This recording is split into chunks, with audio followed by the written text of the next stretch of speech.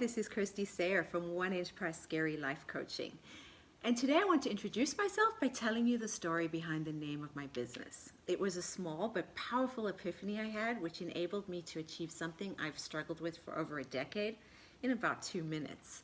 It also helped me to make a major mindset adjustment regarding everything I've been psyching myself out over for years. And I think it could help you to do the same. So years ago, I set my sights on accomplishing a yoga pose, which I thought looked pretty cool. It was somewhat advanced, but certainly not impossible. And after much practice and endless attempts with nothing but bruises and face plants and a maybe second or two in the pose to show for my efforts, I just started to tell myself stories so I could justify giving up on the whole endeavor. My arms were too short, or my hands were too small for my whole body to balance on. It got pretty silly, and what's more, the stories and excuses didn't really help me when I went to yoga class and I saw people with far less experience and shorter arms mastering the pose with relative ease. I knew I was selling myself short, and that's a bad feeling. A while ago, I started doing yoga every day, which gave me a little more confidence to revisit the pose. To my disappointment, nothing had changed. Despite the fact that I knew my core strength and balance had improved significantly, I was just as useless at the pose as I ever had been. Instead of making excuses and giving up this time though, I decided to take a different approach. I went on YouTube to see if there was another way to accomplish it. And as I was queuing it up, I heard a different yoga instructor than I'd heard before.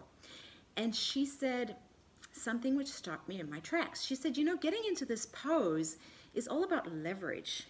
If you're in the right position, your feet are just going to naturally start to lift up off the ground. What the what? I had always had to use an enormous amount of strength and energy to haul my feet up, and now she's saying they should just be lifting up naturally. Well, sure enough, a slight shimmy to adjust my starting position according to her instruction, and my feet were actually trying to float. I was amazed. Next thing she says, you want to be sure to look forward. Your body will follow the line of your head. So if you look forward, you're going to come out of the pose on your feet. If you look down, you'll fall on your face. I prefer feet, so I look forward.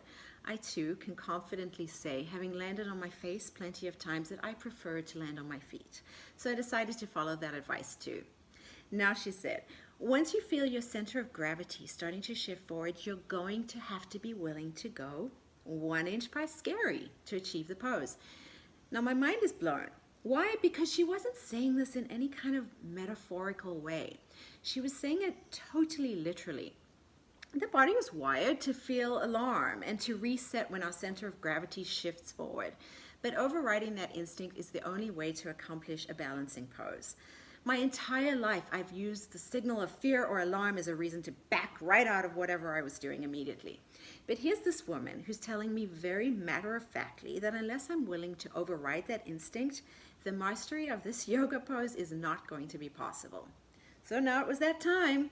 As that scary feeling hit, I actually forced my body to go 1 tiny inch forward, and suddenly, effortlessly, I was in the pose. And then just as quickly, I was back out of it. Her voice goes on.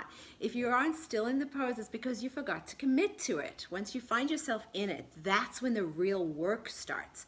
That's when you need to employ your strength, really engage your core, tuck in everything, tight and strong, breathe, focus, all the things. Since I'd come out of the pose on my feet as she had predicted I would because I was looking forward, I was actually more than willing to make another attempt just right away.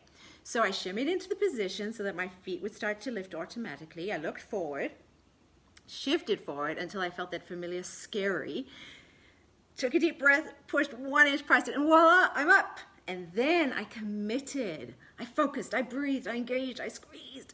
I found myself staying up. That was the euphoria I'd been waiting for. I was finally mastering this pose, and it felt legit. Just the way I always knew it should if I was doing it right. So of course I came out of it, I was jubilant. I was jumping up and down for joy. I'm calling the family. They're cheering as though I've won an Olympic gold medal. I messaged my yoga instructor, she's excited, and then I practice over and over again all weekend like a little kid. So exciting, and I did it every day since. Now I've got it, and I'm working on other poses I never thought were possible.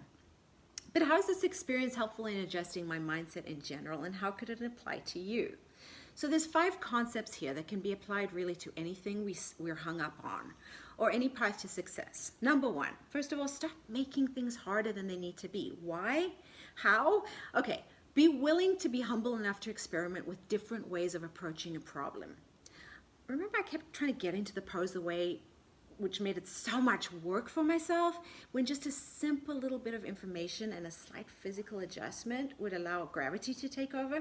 Same thing. So often we struggle with something that could be so easy with just a little bit of new information and the willingness to adjust.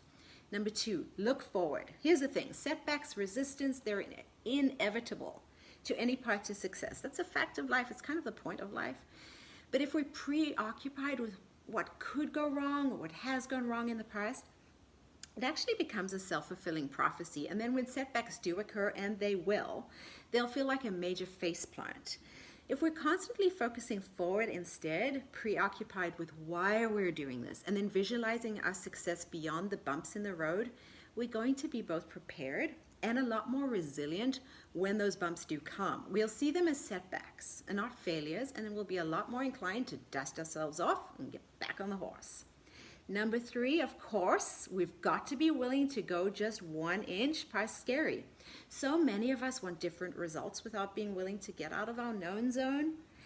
Perhaps we psych ourselves out because we imagine it's got to be this giant leap into the scary, but that's not how most change happens.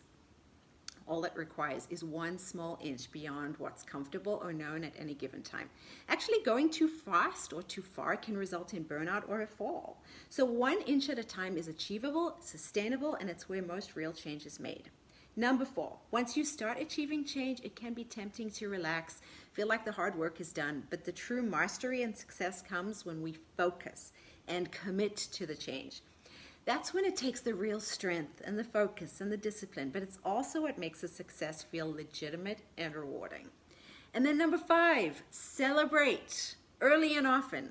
Guess what? Success is not some far off end game. Success is measured by progress. One of the most powerful predictors for human happiness is whether people feel as though they're making consistent progress, even in tiny little increments towards a goal which means something to them. So progress celebrated breeds more progress to celebrate. So go ahead and gather your tribe who are truly excited about your progress and celebrate all along the way. This makes life fun, and it also helps you to gain in confidence and keep that momentum going. And that's it. Okay, I hope those 5 concepts I've outlined through this little epiphany are as helpful to you as they've been to me. Thank you so much for watching. I can't wait to see you again soon. This is Christy Sayer from 1 Inch Past Scary Life Coaching. Have a fantastic day. Take care.